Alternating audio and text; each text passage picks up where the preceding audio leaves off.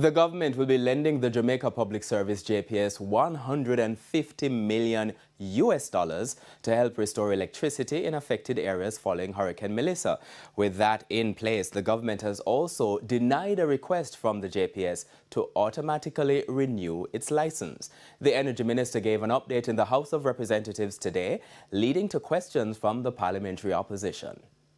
Energy Minister Darrell Vaz is adamant. We have not allowed adversity such as Melissa to take us off track with the negotiation of a new license in 2027 with whoever that is.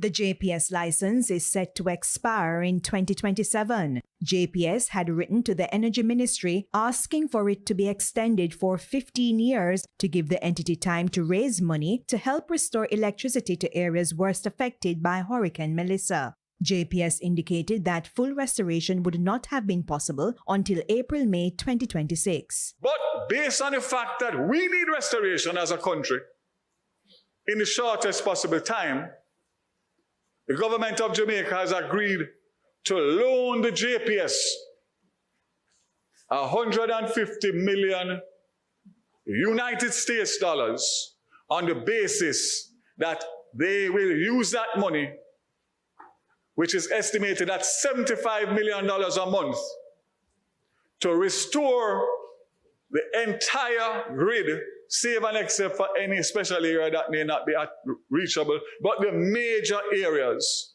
by the end of January, latest early February. What are the terms to make sure that the government and the taxpayers are fully protected? 5 years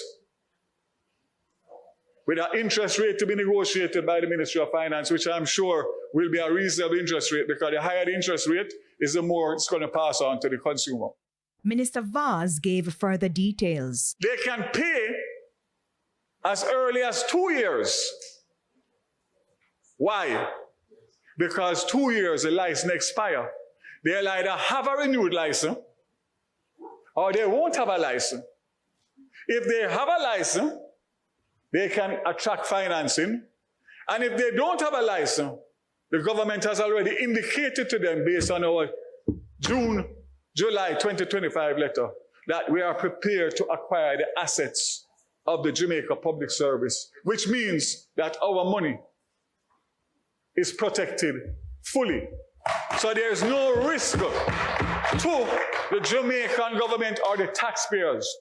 This led to questions from opposition spokesman on energy, Philip Paulwell. Firstly, you've mentioned that today the government is not yet aware of the interest rate.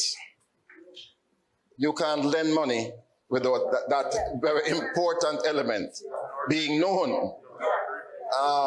So let us know what that interest rate is. But more importantly, you did say that at the end of 2 years, if the company hasn't paid back the loan by then, there's an opportunity for the government to transfer that loan into equity, into shares, and to acquire the assets. What is the value of that asset?